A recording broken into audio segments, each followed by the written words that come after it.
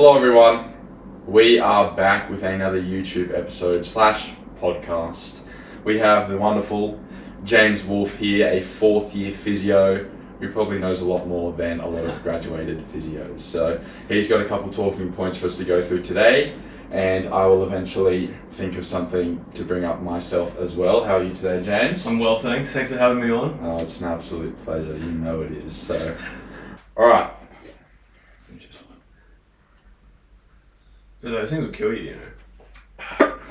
I saw a guy break it down, and it's just caffeine, and then the rest of it is just like vitamins and minerals. Aside from the taurine and guarana.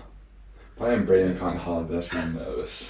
I'll go easy on you, man. That's alright. You're just such an imposing force, man. Dude, Alex is always like, James just saw all the muscle genetics, man. Because now he's actually prepping for. Oh no, he's doing his cut, and so he's like, nah, I'm just looking, and I'm just not muscular. I'm just oh, come on, man. No, he's so dramatic, my brother. I reckon he's got a better chest than me. So, other than that, I actually have never ever seen his physique, so. Well, yeah, he was all he's like, the cut's not working. I was like, are you tracking your calories? He's like, no. I was like, come on, man, lock in, gang. You had to coach him by the sounds of it. I had a big chat to him the other day. He said he got really scared because he lost some strength while he was cutting, and I was like, well, before you stress about it too much, the only thing that's really a bad thing is actually stressing about it. Yeah. First, you just got to think about, are you having enough carbs? Having enough protein? Did you just have a bad sleep? Because it literally could just be that you had a bad sleep, not exactly. the cut. And he's like, oh, I feel like I should have to pay for that information. I'm like, no, it's fine. It's been weird this week, but I actually feel like I've gotten recognised 0 times before this week and now twice. In the gym? I had one guy walk up to me oh, I've seen you on Instagram, I follow you. That's pretty cool. Can you show me how to do Nordics? I was like, oh yeah, I'll show you. And then last night at Macca's, the dude's like, oh, is this going to match your meal plan? And I was like, nah, it doesn't matter, I don't have a meal plan. And he was like, alright. And then just gave me discount because I was just handed him a fistful of coins. I was like, is this going to be enough? And he's like, I can make it enough. And I was like, what do you mean by that, bro? What do you mean by that? So yeah, I don't know. I seriously hit 1,000 followers just starts happening apparently. Forget about your day ones and that. Yeah, just slimed them all. They're all dead. Did you have anything you wanted to bring up quickly? Not off the top of my head. That's alright. You've been training much at the moment? I haven't been training much. I run 4 days a week, so I do an upper lower twice weekly. Great split. So yeah, I'm a big fan of it. So that's what I always try and get people to do. Yeah, I feel like, well, as you know, we have some good discussions. Yeah. On Instagram, I feel like our training ideologies are pretty similar. Maybe I don't do as much of the power stuff because I'm not an athlete, but I think upper lower is probably the best, in my opinion. It's a good split. Especially for people that are not as into it. Maybe, I program as well, but not on the scale you do. I just do it, obviously, for my brother, who was saying earlier, and for a few of my closer mates. Yeah. Swing me $50 and I'll give you a program. That's kind of it. Shit. So... I've still never done that. So... What, you do it for free? Or? Yeah, normally. I'm not. But yeah, I think it's pretty solid and it's not really that hard. You just have to, what are your priority muscles and hit them twice a week. It's simple as that. That's pretty much it. And I just tell them, well, get your steps in, and obviously nutrition isn't, they don't touch on heaps of that in physio. I've done a little bit of my own, obviously, in my own interest in the hypertrophy and strength training research. So I know probably maybe a little less of you about nutrition. I feel like if you're not going to compete, it's not as deep. You know what I mean? Yeah. The nutrition stuff that I never go any deeper, then macros, fats are fairly unnecessary, and then portion control for nutrition advice. That's actually all I'll tell people, especially if I'm working EP and I'm actually working. I'm probably not allowed to say any more than that. Yeah. So that's good information. Majority of people, if they actually put that into practice, will make great progress, like body composition wise, over a certain like period of time. So that, and then the programming stuff as well. Like, it's 20-80 rule. Like you get 80% of your results from 20% of the work, which is just like having a decent program, working hard, and then following good nutrition. Yeah, interesting you touched on that at work, because I definitely find myself, at least on placement, I'm on placement this year, and there's a lot of stuff I had to pull back on. Obviously I've got my own, I feel like I know a decent amount in terms of the exercise science literature, and nutrition as well, but I really had to pull back a bit because I'm obviously a student and I don't want to get carried away. So I always tell myself, once I'm the actual qualified thing, I can go on and give that education, but obviously there's still the scope of practice. Like, probably don't want to get too much into like the nutritionist like scope of practice. Well, that's actually a great point though, because I found like, and I hope a lot of other people can relate to this, there's a legitimate mental block from finishing your last year and actually starting, or as I found at least, I second guessed everything because you've been told to separate what anything you actually know or whatever your personal beliefs are from what the exact evidence-based or like practice guidelines are, / like absolute most conservative treatment you can have. So then you go and you have your first like month or so of fending for yourself, making your own decisions, having your own clinical reasoning, and it is a huge mental block to get past. Actually just not doubting yourself, because if you think about like the best physio or the best EP in the world can still be wrong sometimes and still make the same amount of mistakes as someone who's brand new. Absolutely. So it's more important you just stick to your guns and trust your decision making, as long as you have sound like justification for all of your actions. But I think like a lot of first years out and like fourth years who are doing a placement or starting to get a bit more hands on, you probably can try and just push the boundaries like a little bit. It always depends on like the placement site and that sort of thing, because if you have like overbearing managers and soups, like it's always going to be hard to 100% maybe try and push it a little bit and actually give people a little bit more. I know when we were at the student clinic, one of the students that was with me was like, I just made a client do RP8, and I was like, we're told to stay between 3 to 5 for context. So that client handled it fine. So it really was one of the times where you can push the boundaries and it's not putting the person at any sort of risk. But trying to find moments and appropriate times where you can actually remove all the inhibitions from supervisors and really being super conservative and actually just have your decision making algorithm or whatever you want to call it is good to sort of just help you like just transition a bit smoother, because I found like it was really like I literally had 2 different sides in my head. It was like, that's what I'm supposed to do, and then this is what I actually want to do. So exactly, eventually you just start doing what you want to do. 100%. And I definitely I was just down in Bega Hospital for my first placement. I definitely found they're probably a little bit more conservative down there, I think, with good reason though, because of the funding there is not as much as obviously a big city like Canberra. So they're a bit more conservative, but that's because there's like 1 physio to like 18 patients. So from that point, like I could understand that point of view. It's like there's things that I wanted to do or would have done differently as a 4th year physio student.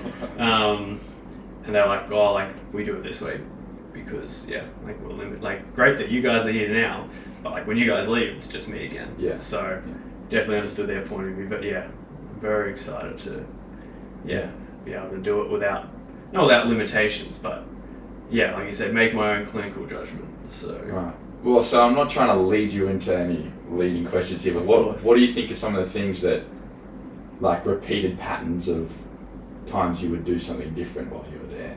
Can you give While I was there, I would probably, so that was like it was my rehabilitation placement, and it was based in community. So for me personally, I'm more into the acute side of things.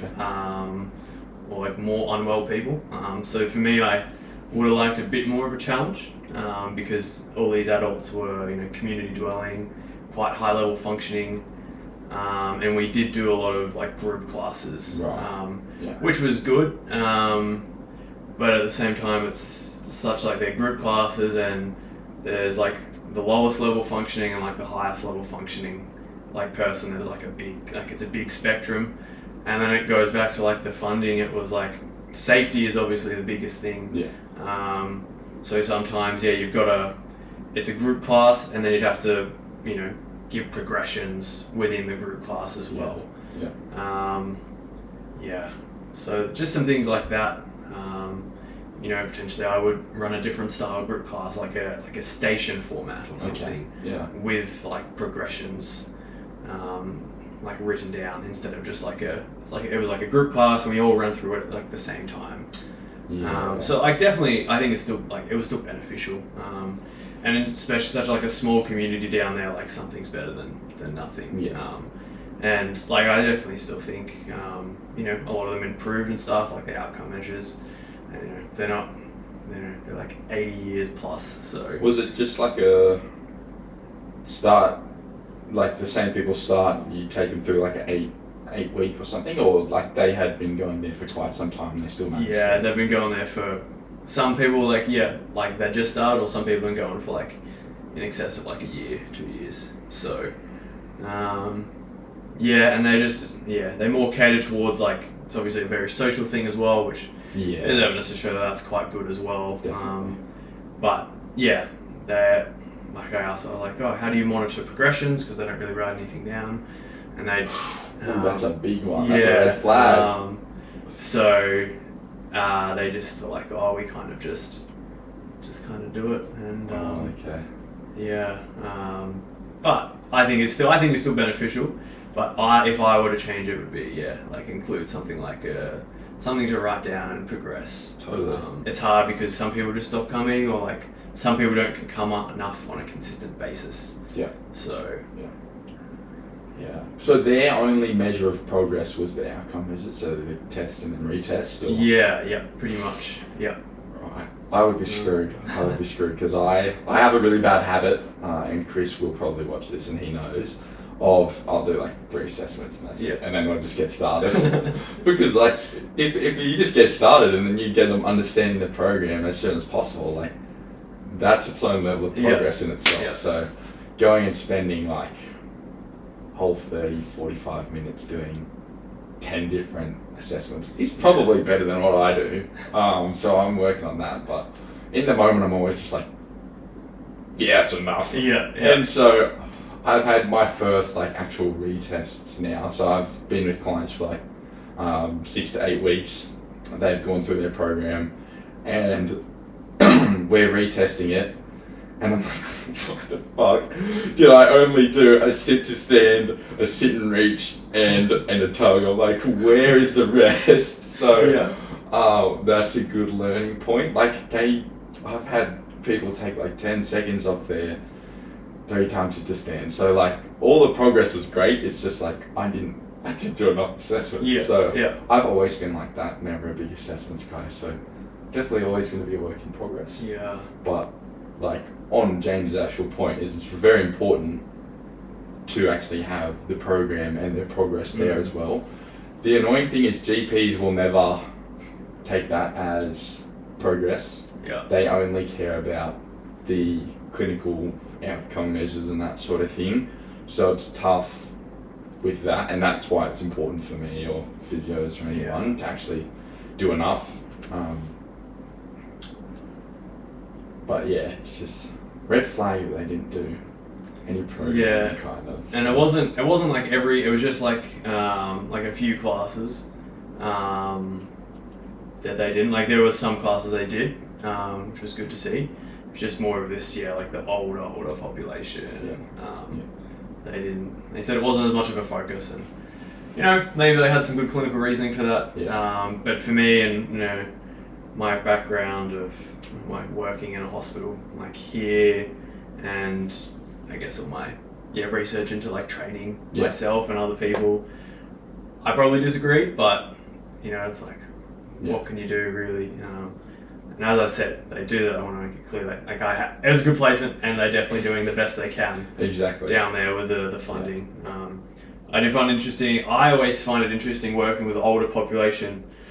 I feel like when you're exercising, I feel like intensity is the most important education you can give. Yeah. Obviously, we've grown up with access to a lot of research and lots of intensity probably in PE at school, whereas the population now 80 plus, even probably 60 plus is some people have grown up, and there hasn't been all this research out there, and there'll be times I'll hand someone a 1 kilo dumbbell at work and they'll be like, gosh, that's heavy. In their defense, they're like 85 or whatever, but at the same time, like a carton of milk is sometimes heavier than 2 liters of milk.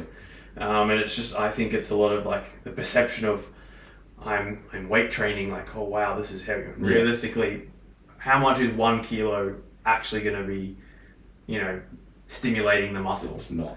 Even if you're bed bound, I feel like 1 kilo is a pretty insignificant amount. So I feel like definitely down in bigger, I gave a lot of education on intensity, and obviously I didn't break it down to the extent that we would to people our age. I'm not going to talk about the recruiting the high threshold units and all that, but definitely a lot of education around they've just got like the TheraBands there doing like these ones and stuff, and definitely like you look through and you finish like, and some of them like the speed of the reps hadn't changed, or like they weren't struggling, but to them it's like they're doing exercise, so like so definitely a lot of education, like it should be getting hard, like feel that burning sensation in your muscles, a lot, like it should be like getting hard, you should feel your muscles get tired.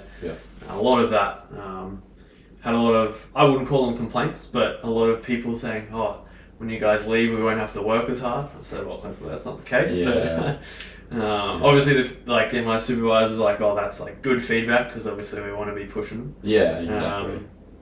And the patients said it in like a joking manner. They always do. But very interesting. When you I train as well, and you'd be the same. Like I'm chasing that RIL like 1 or 0. Like I know how hard I need to train to be. But I definitely think a lot of these patients are like, they'd be finishing their set at like RIL like 9 or 10. Like, to be honest, which is 0 effective reps. So for the oldies, like it's really important that you at least try and get 1 effective rep. That's the way I like to think about it.